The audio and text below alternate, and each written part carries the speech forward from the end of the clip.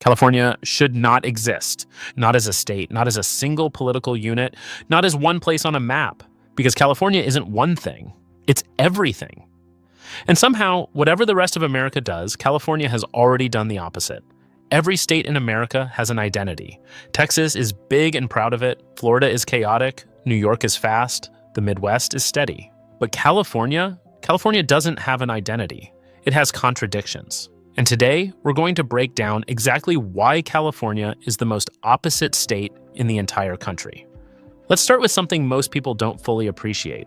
California's size is genuinely absurd. California is 770 miles long. If you drove from the northern tip of the state to the southern border, you'd pass through the equivalent of driving from New York City to Charlotte, North Carolina. That's not a state. That's a road trip through multiple climate zones. And that's the thing. It is multiple climate zones. In one state, you have alpine tundra in the Sierra Nevada mountains, one of the hottest deserts on Earth in Death Valley, a temperate rainforest along the northern coast, and a Mediterranean climate in the south that barely exists anywhere else in the entire United States. Most states have a climate. California has a collection of them, and the geography follows. You have the Central Valley, flat, agricultural, landlocked in feel, sitting right next to the dramatic cliffs of Big Sur.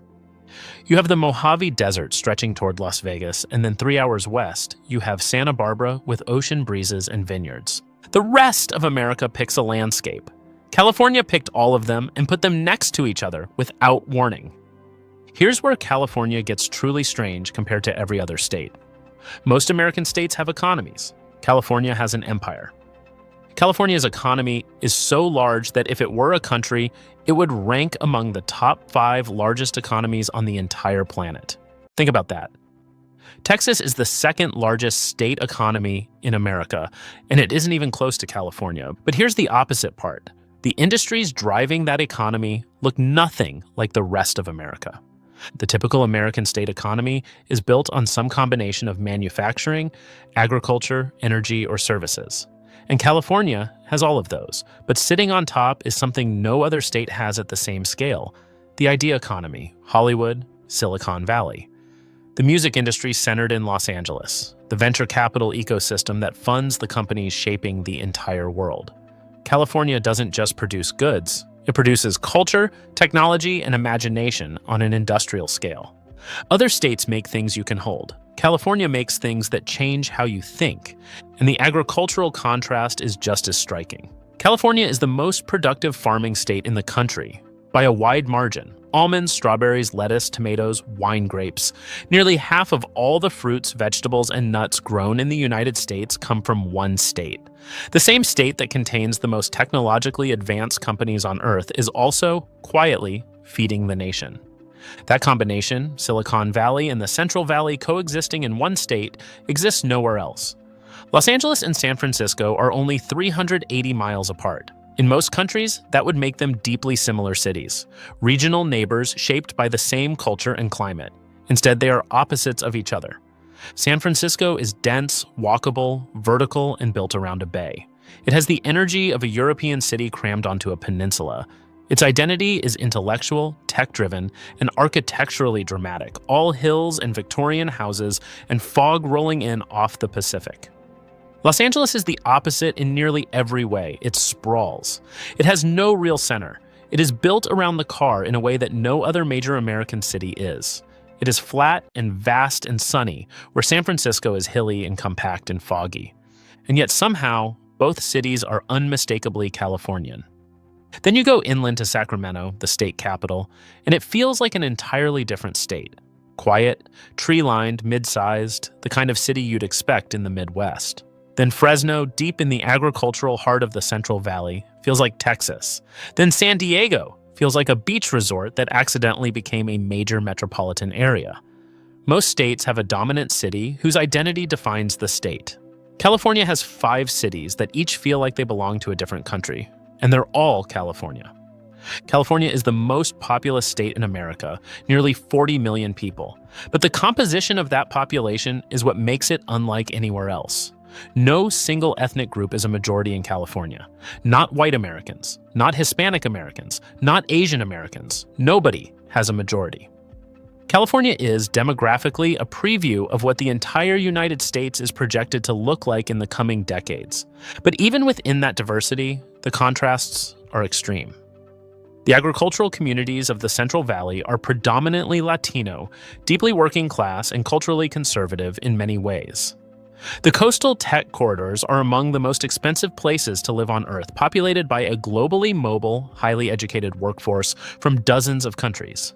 The suburbs of the Inland Empire are sprawling, family-oriented communities that feel distinctly Middle American.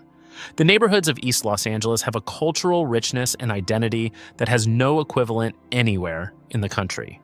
These populations exist within the same state, governed by the same laws, but living in realities so different that they might as well be in different countries. The rest of America tends to have a dominant cultural identity. Even states with significant diversity have a majority culture that sets the tone.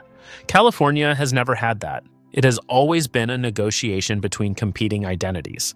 And that creates the most interesting opposite of all. California is simultaneously the most progressive and the most internally divided state in the country. Death Valley is the hottest place ever recorded on Earth. It sits inside California. But drive 6 hours north and east, and you're at Lake Tahoe, one of the clearest, deepest, most pristine alpine lakes in the Western Hemisphere. In winter, it gets buried under snow, measured in feet, not inches. The highest point in the contiguous United States, Mount Whitney at 14,505 feet, is in California, and the lowest point in the entire Western Hemisphere, Badwater Basin in Death Valley at 282 feet below sea level, is also in California, in the same state, less than 100 miles apart. That kind of geographic extremity doesn't exist anywhere else in America. Most states have a range. California has the entire spectrum. The redwood forests of the North Coast are home to the tallest living things on Earth, trees that were already ancient when Columbus arrived. 200 miles away, the sand dunes of the Mojave stretch toward the horizon without a single tree in sight. California doesn't just have diverse geography, it has extreme geography, the kind that, in any other country, would define multiple separate national identities. So how does any of this hold together? How does one state contain alpine tundra and scorching desert, the most valuable tech companies on Earth, and the most productive farmland in the country? One of the world's great dense cities and the most car-dependent urban sprawl ever built? The answer might be the Pacific. Every state in America looks east, toward the rest of the country, toward history, toward the established centers of power and culture. California is the only state that looks west, toward Asia, toward the Pacific, toward what's coming next rather than what came before. That orientation, physically and psychologically westward, has always attracted a specific kind of person. Someone who left somewhere else. Someone who came because the thing they wanted didn't exist yet where they were. California was built by people who wanted something that didn't exist. And that spirit of chasing something impossible is what connects Death Valley to Silicon Valley, the Central Valley farmer to the Hollywood screenwriter, the San Francisco Victorian to the Los Angeles freeway. The rest of America mostly inherited its identity. California has always been in the process of inventing one. And that's why it's the opposite of everywhere else. Every state in this country has something that makes it unique. But California is the only state where the opposites don't cancel each other out. They stack up, they compound, they create something that doesn't have a name yet. If you want to understand America, you can study the rest of the country. But if you want to understand where America is going, you watch California. And that's exactly what we're going to keep doing on this channel. Subscribe if you haven't already, and I'll see you in the next one.